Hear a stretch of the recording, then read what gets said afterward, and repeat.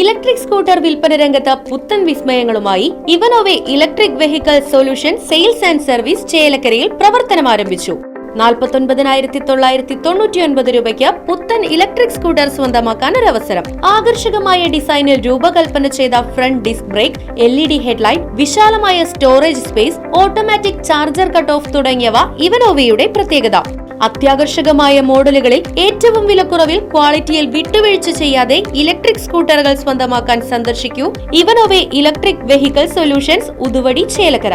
Phone 6238627700 9567597700.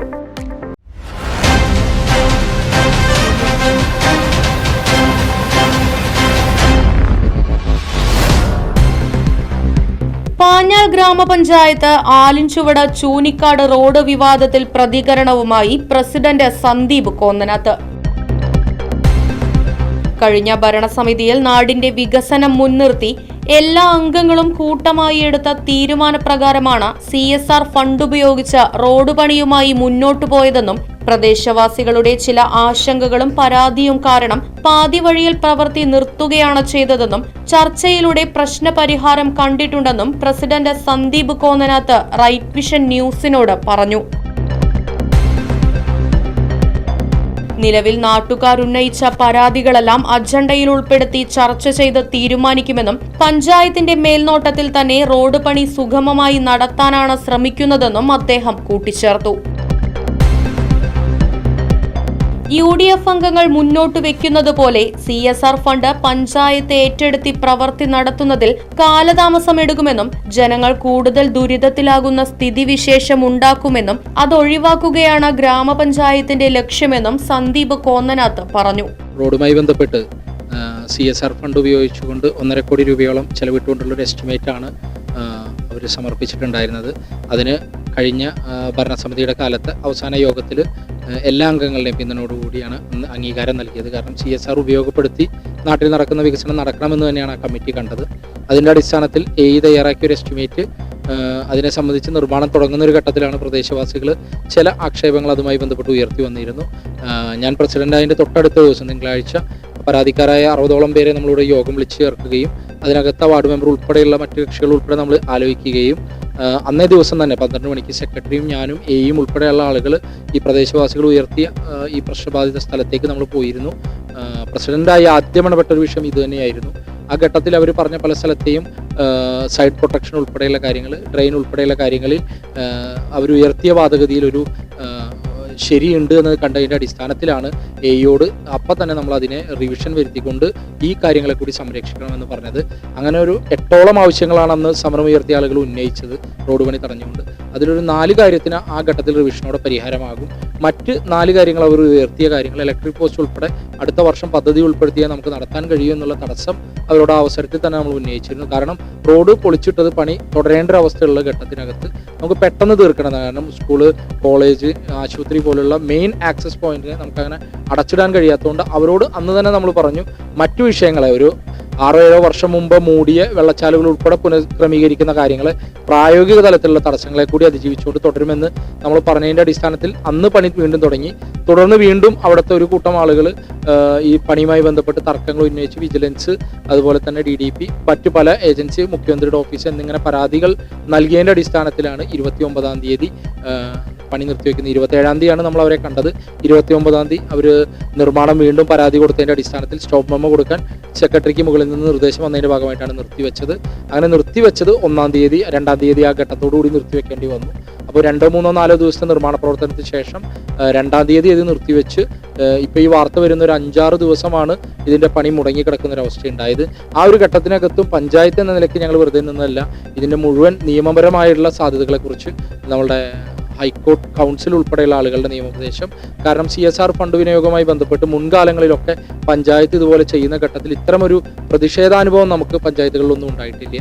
കാരണം ഈ പഞ്ചായത്ത് തന്നെ കഴിഞ്ഞ ഒരു 10 വർഷത്തിനുള്ളിൽ 3-4 റോഡ് നിർമ്മിച്ചിട്ടുണ്ട്. എല്ലാ പഞ്ചായത്തുകളിലും നടക്കാറുണ്ട്. പക്ഷേ ഇങ്ങനെ ഒരു ഘട്ടം വരുന്ന ഘട്ടത്തിൽ ഇതിൻ്റെ നടത്തിപ്പുമായി ബന്ധപ്പെട്ട് എന്തെങ്കിലും പെശകുണ്ടോ എന്ന പരിശോധന കൂടി നമ്മൾ നടത്തി. തുടർന്ന് കിട്ടിയ നിയമോപദേശം ഉൾപ്പെടെ നമ്മൾ 12-ാം തീയതി പുതിയ ഭരണസമിതി കൂടി ഇത് അറിയണമെന്ന് ഞങ്ങൾ ആഗ്രഹിച്ചു. അതിൻ്റെ ഭാഗമായിട്ട് അതിലെ കമ്മിറ്റി അജണ്ടയ്ക്കകത്ത് ഇട്ടിട്ടുണ്ട്. ഉൾപ്പെടുത്തിയിട്ടുണ്ട്. ഇതുമായി ബന്ധപ്പെട്ട് വന്ന എല്ലാ കാര്യങ്ങളും അതിൽ അജണ്ടകളായി തന്നെ ഉൾക്കൊള്ളിച്ചിട്ടുണ്ട്. അങ്ങനെ ആ ഭരണസമിതികളോട് തീരുമാനമെടുത്ത് അതിൽ ഉചിതമായ തീരുമാനമെടുക്കാനാണ് നമ്മൾ ആലോചിച്ചിരുന്നത്. നിങ്ങൾ വാർത്ത കൊടുത്ത ദിവസം 3 മണിക്ക് നമ്മളിവിടെ യോഗം നോട്ടീസ് കൊടുത്ത എല്ലാ പരാതിക്കാരെയും വിളിച്ചിട്ടുണ്ടായിരുന്നു. അവരെ യോഗം നടക്കുന്ന ഘട്ടത്തിലാണ് അവിടെ ഒരു കൂട്ടം ആളുകൾ വഴി തടയുന്നത് സംബന്ധിച്ച് തർക്കം വീണ്ടും വരുന്നത്. അന്ന് ഇവിടെ പരാതി ഞാൻ ഇപ്പോൾ ഈ പുതിയ ഭരണസമിതി വന്ന ഘട്ടത്തിന് ശേഷമുള്ള എല്ലാ പരാതിക്കാരെയും നമ്മൾ വിളിച്ചിരുന്നു. ഈ ക്രഷർ മാനേജ്മെന്റിനെ നമ്മൾ വിളിച്ചിരുന്നു. മറ്റ് റോഡ് വേണമെന്ന ആവശ്യമുള്ള ആളുകളെ വിളിച്ചിരുന്നു. എല്ലാവരും ചേർന്നുകൊണ്ട് ഐക്യപ്പെട്ടൊരു തീരുമാനം എടുത്തത് അടിയന്തര സാഹചര്യം പരിഗണിച്ചുകൊണ്ട് നമ്മൾ 12-ാം തീയതി ഭരണസമിതി തീരുമാനം എന്താണോ അത് വെച്ച് റോഡ് പണിയുന്നതുമായി ബന്ധപ്പെട്ട് മുന്നിലേക്ക് പോകാനാണ് നമ്മൾ തീരുമാനിച്ചിട്ടുള്ളത്. അതുമായി ബന്ധപ്പെട്ട് മറ്റ് ആശങ്കകൾ വരുന്ന ഘട്ടത്തിൽ ജനങ്ങളോടൊപ്പം നിൽക്കണം എന്ന് തന്നെയാണ് ഭരണസമിതി ആഗ്രഹിക്കുന്നത്. അതാണ് ഞാൻ നേരത്തെ പറഞ്ഞത്, പ്രസിഡന്റായി 10 ദിവസത്തിനകം 2 വട്ടം ഞാൻ ഈ സമരക്കാരുമായി ഞങ്ങളിവിടെ മുഖാമുഖം ചർച്ചയ്ക്ക് തയ്യാറാവുന്നത്. നമുക്കിതിൽ വേറൊന്നുമില്ല, ജനങ്ങൾ തന്നെയാണ് പ്രധാനം. അവർ ഉയർത്തിയതിൽ പല കാര്യങ്ങളും ശരിയാണ് എന്നുള്ളത് കൊണ്ടാണ് റിവൈസ് എസ്റ്റിമേറ്റ് ഇപ്പോൾ ഈ തിങ്കളാഴ്ചത്തെ കമ്മിറ്റി അംഗീകരിച്ചാൽ നമ്മൾ അതുമായി ബന്ധപ്പെട്ട് മുന്നിലേക്ക് പോകും. എന്നിട്ടും ചില ആളുകൾ നമ്മൾ ഇതുമായി ബന്ധപ്പെട്ട് സങ്കുചിതമായിട്ട് പറയുന്നുള്ള ആളുകളോട് നമ്മൾ പറയുന്നതേ ഉള്ളൂ. ഇതിൻ്റെ മറ്റ് സാങ്കേതിക വശങ്ങളെയൊക്കെ നമുക്ക് പരിശോധിക്കാം. ഇത് പഞ്ചായത്തിനോ സർക്കാരിനോ നഷ്ടം ഉണ്ടാക്കുന്ന ഒരു പദ്ധതിയൊന്നുമല്ല. ഇതിൻ്റെ മറ്റ് കുഴപ്പങ്ങൾ വരുന്നതിനെ സംബന്ധിച്ച് നമുക്ക് പരിശോധിക്കാം. ഈ പഞ്ചായത്ത് എന്നും അതിന് തയ്യാറാണ്. പക്ഷെ അതുമായി ബന്ധപ്പെട്ട് നമുക്ക് ഈ റോഡ് പണി ഇങ്ങനെ ഇടുന്നതിൽ നിന്ന്, കാരണം നമ്മൾ ഈ തർക്കമുള്ള ആളുകൾ മാത്രമല്ല ഈ വഴി ആശ്രയിക്കുന്നത്, മറ്റു പഞ്ചായത്തിൽ നിന്ന് വരുന്നവരുണ്ട്, ആശുപത്രി ഡയാലിസിസ് ഉൾപ്പെടെ പോകുന്നവരുണ്ട്. അവരിതിനകത്ത് കക്ഷിയല്ല. അപ്പോൾ കോറി സമരവും അതിനെതിരെയുള്ള പ്രക്ഷോഭങ്ങളും ഈ റോഡ് പണിയും തമ്മിൽ കൂട്ടിക്കുഴയ്ക്കാതെ നമുക്ക് മുന്നിലേക്ക് കൊണ്ടുപോകണം. ഈ പൈസ മാത്രമല്ല ഇതിൽ ചിലർ ഉന്നയിച്ച ഇപ്പോൾ ഈ കോറി കുറച്ചു ഭാഗമാണെന്ന്, ഈ റോഡിനെ മുഴുവൻ ചെയ്യേണ്ട കാര്യത്തെ സംബന്ധിച്ച് നമ്മൾ അവരോട് ഉപയോഗിക്കാൻ പൈങ്ങളം സ്കൂൾ വരെ എത്തിക്കണം എന്നുള്ള ആവശ്യം പഞ്ചായത്ത് അവർക്ക് മുന്നിലേക്ക് വെച്ചിട്ടുണ്ട്. അതുമാത്രമല്ല, ജനങ്ങൾ ഉയർത്തുന്ന ചില അവരുടെ ജീവിതവുമായി ബന്ധപ്പെട്ട പ്രശ്നങ്ങളുണ്ട്. സ്കൂൾ ടൈമിലെ വാഹനത്തിൻ്റെ ഉൾപ്പെടെയുള്ള നിയന്ത്രണത്തിൻ്റെ കാര്യങ്ങളുണ്ട്. അതെല്ലാം ഭരണസമിതി ആ റോഡിനകത്ത് ഇത് പണി കഴിഞ്ഞാലും ചെയ്യുമെന്നുള്ള ഉറപ്പും സമരസമിതി നൽകിയിട്ടുണ്ട്. അതാണ് ഈ വിഷയവുമായി ബന്ധപ്പെട്ട് പറയാനുള്ളത്. ഒരുമിച്ച് നമുക്ക് ഈ പ്രശ്നം പരിഹരിച്ച് ഈ റോഡിൻ്റെ പ്രശ്നം ഈ വരുന്ന ആഴ്ചയോടുകൂടി തീരുമെന്ന് തന്നെയാണ് ഭരണസമിതി പ്രതീക്ഷിക്കുന്നത്. പ്രവൃത്തി നടത്തിയപ്പോൾ അവർ ഉദ്യോഗസ്ഥരെ പഞ്ചായത്തുമായി ബന്ധപ്പെട്ട ഉദ്യോഗസ്ഥർ സ്ഥലത്തില്ല എന്നാണ് ഒരു പരാതി. ഇപ്പോൾ UDF അംഗങ്ങൾ പറയുന്നത് ഈ ഫണ്ട് CSR ഫണ്ട് പഞ്ചായത്ത് ഏറ്റെടുത്തുകൊണ്ട് പഞ്ചായത്തിൻ്റെ മേൽനോട്ടത്തിൽ കൃത്യമായിട്ട് പഞ്ചായത്ത് വിശ്വാസത്തിലെടുത്തുകൊണ്ട് ഒരു പ്രവർത്തനം നടത്തണമെന്നാണ് അവരുടെ ആവശ്യം. കഴിഞ്ഞ ദിവസം ഇതിനകത്തുള്ളൊരു സാങ്കേതിക പ്രശ്നം എന്താണെന്ന് വെച്ചാൽ ഈ UDFിലെ പ്രതിനിധികൾ ഉയർത്തുന്ന ആളുകൾ ഉൾപ്പെടെ കഴിഞ്ഞ ഭരണസമിതിയിലും അംഗങ്ങളായ ആളുകളുണ്ട്. ഇതിലെന്താ കുഴപ്പമെന്ന് വെച്ച് കഴിഞ്ഞാൽ ഇനി ഈ നടപടിക്രമങ്ങളെ നമ്മൾ പൊളിച്ചിട്ട റോഡിനകത്ത് തുടങ്ങുന്ന ഒരു ഘട്ടത്തിൽ ഉണ്ടാകുന്ന ഒരു പ്രശ്നമാണ് നമ്മുടെ പ്രശ്നം.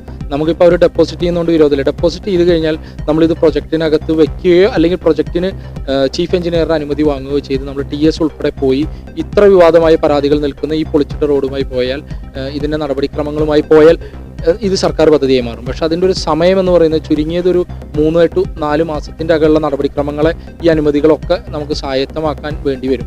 അതിൻ്റെ ഇടയിൽ ഒരു അല്ല, നമ്മൾ ഇവിടെ ഡെപ്പോസിറ്റ് ചെയ്യിച്ച് നമ്മളത് നമ്മളുടെ വർക്കാക്കി മാറ്റിയാൽ പിന്നെ അത് TSന് പോകണം. 1.5 കോടി രൂപയുടെ ഒരു വർക്ക് TSന് പോകേണ്ടത് ഇവിടെയൊന്നുമല്ല, ചീഫ് എഞ്ചിനീയറുടെ അടുത്താണ്.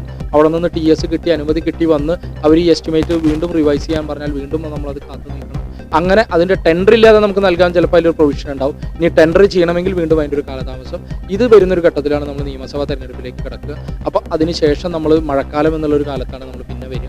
അപ്പോൾ അത് കഴിഞ്ഞുള്ളൊരു കാലം ഇത് ഉണ്ടാക്കുന്നൊരു പ്രശ്നം കൂടെയാണ്. അതുകൊണ്ടാണ് നമ്മളിത് പറഞ്ഞത്. നമ്മളിത് മുൻകാലങ്ങളിൽ ചെയ്തതുപോലെ AE നമ്മുടെ അസറ്റിൻ്റെ കസ്റ്റോഡിയനാണ്. ഈ ആസ്തിയിലൂടെ നാളെ വരുന്ന അപകടത്തിനും പഞ്ചായത്തും ഞങ്ങളും തന്നെയാണ് ഉത്തരവാദി. അപ്പോൾ AE കൊടുത്തൊരു എസ്റ്റിമേറ്റിൻ്റെ മേൽനോട്ടം എന്ന നിലയ്ക്ക് AE അതിൻ്റെ നിർമ്മാണ ഘട്ടങ്ങളെ നിരീക്ഷിക്കുന്നുണ്ട്. പൂർണ്ണസമയം അവിടെ ഉണ്ടോ എന്ന് ചോദിച്ചാൽ ഒരുപക്ഷെ മറ്റ് എഞ്ചിനീയർമാരും മറ്റ് കോൺട്രാക്ടർമാരും ചെയ്യുന്നതിന് AEയുടെ നിർദ്ദേശങ്ങൾ എല്ലാ ഘട്ടത്തിലും അവിടെ ഉണ്ടാവുന്നുണ്ട്. അത് ഭരണസമിതി ഉറപ്പുവരുത്തുന്നുണ്ട്. അപ്പോൾ ഇത് നമ്മൾ ചെയ്യുന്നത് എന്താ വെച്ചാൽ ഇതിൻ്റെ ഒരു അർജൻസിയെ കണക്കാക്കിക്കൊണ്ടാണ്. ഞാൻ നേരത്തെ പറഞ്ഞത് മറ്റു മെമ്പർമാർ പറഞ്ഞതിൻ്റെയും സുതാര്യതയും സ്വീകാര്യതയും ഇനി വരുന്ന CSR പദ്ധതികളിൽ ഏറ്റെടുക്കാൻ നമുക്ക് വിരോധമില്ല. പൊളിച്ചിട്ടൊരു റോഡിനകത്ത് നമുക്കിത് ചെയ്യുമ്പോൾ ഉണ്ടാവുന്ന കാലതാമസം, ഇത് ഈ പൊടി പ്രശ്നം, ഈ ജനങ്ങൾ പറയുന്ന പ്രശ്നത്തിനാണ് ഇവിടെ പ്രാമുഖ്യം. അപ്പം ഇവിടെ നമ്മളിത് ഏറ്റെടുത്ത് സർക്കാർ തലത്തിൽ ചെയ്യുന്നതിൻ്റെ ഇനി വരുന്നൊരു സാങ്കേതിക തടസ്സം കൊണ്ടാണ് നമ്മളത് വീണ്ടും ഇവർ തുടങ്ങി വെച്ചത് പൂർത്തീകരിക്കട്ടെ, അതിൽ ആക്ഷേപമുള്ള ഭാഗത്ത് നമ്മൾ പുതുതായി അവർ പറഞ്ഞ് ചെയ്യട്ടെ, പിന്നെ വരുന്ന ജനങ്ങളുടെ പ്രശ്നവുമായി ബന്ധപ്പെട്ടതിന് ശക്തമായ നിലപാടെടുക്കുമെന്ന് ഭരണസമിതി പറയാനുണ്ടായിരുന്നു.